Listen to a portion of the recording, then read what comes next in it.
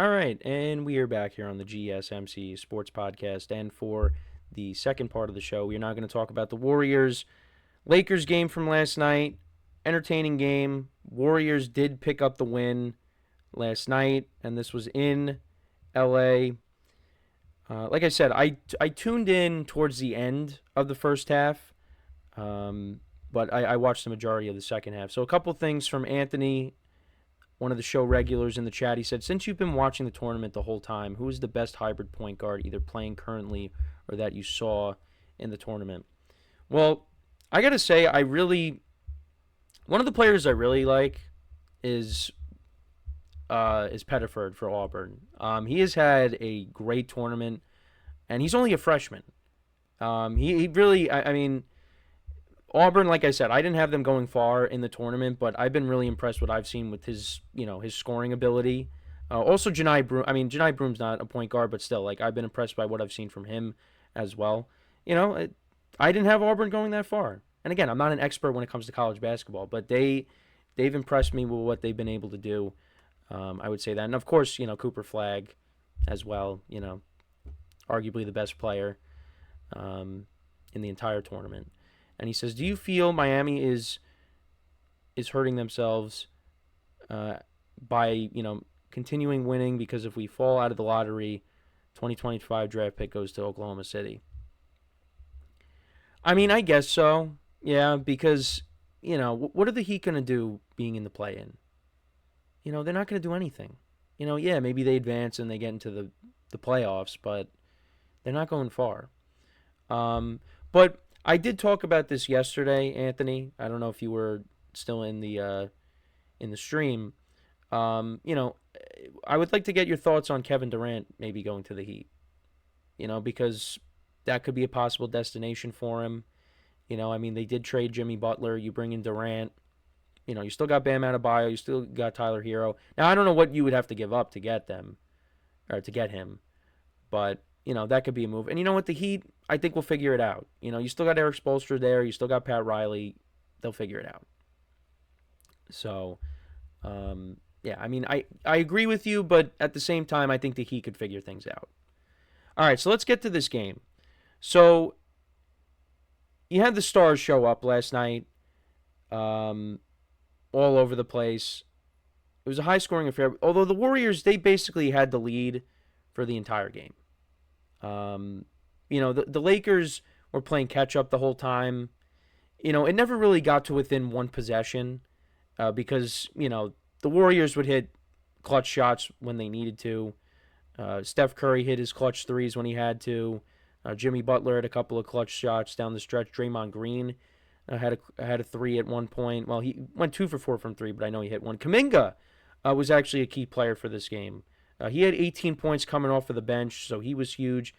But yeah, the stars, they showed up. I mean, Steph Curry had 37 points. LeBron James had 33. So yeah, they had 70 points combined in this game. Austin Reeves, like I said, he was on fire towards the end of the game, but they came up short.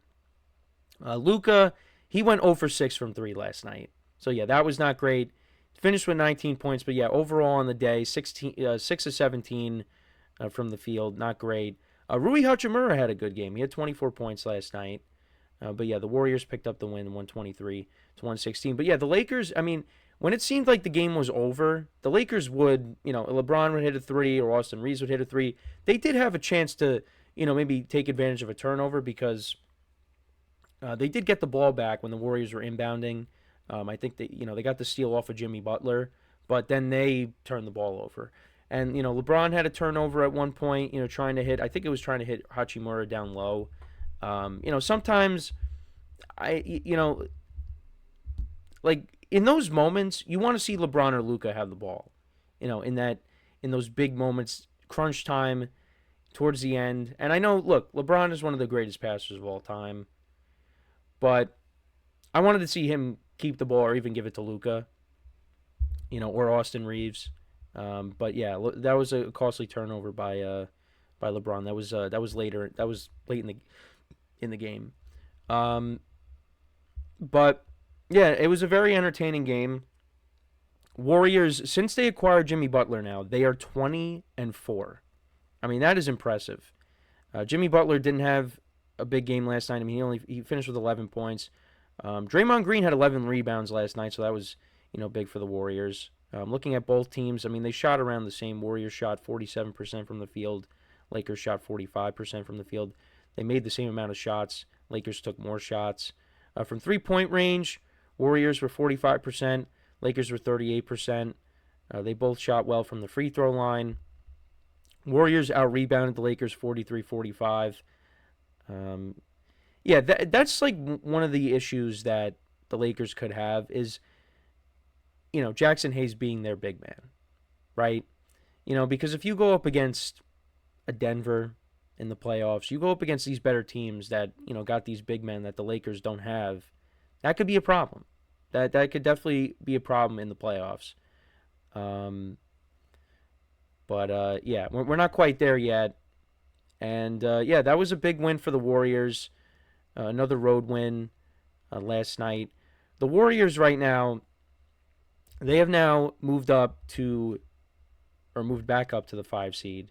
So right now it's set up for Lakers Warriors, like we said the other day, because the Lakers temporarily were at the 3 and losing that. Now they dropped below Denver again. The Warriors are a half game up on the Grizzlies, but things can change. It is so jam packed in the Western Conference, things can change. But yeah, they picked up another road win because they were on the road against the Grizzlies when they won the other night, and now they play Denver, and that's a home game for them. So yeah, the Warriors, they finish up the year: Nuggets, Rockets, Suns, Spurs, Trailblazers, Clippers.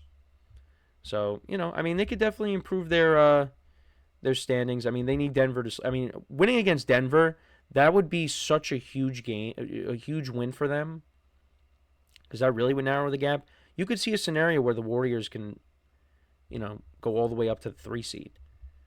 But we'll see what happens there. And then for the Lakers, we've talked about their schedule a million times, but they got a back-to-back against the Thunder. You got the Mavericks, who are healthy now, mostly healthy. They got Anthony Davis back. They have the Rockets in there, but you do have the Pelicans and the Trailblazers. With all those other games in between that. So I mean, I think they should win against the Pelicans. I know, especially with no Zion, no CJ McCollum, they should win that. Because they could pass the Nuggets themselves, the Lakers. They're only a half game behind. But yeah, it is so jam packed. Because when you look at the Western Conference right now, everybody between the 3 seed and the 8th seed, everybody is separated by 2.5 games or less. So a lot can happen over the course of the next several days here. But yeah, we are nearing the end here. We got another week. So yeah, it is.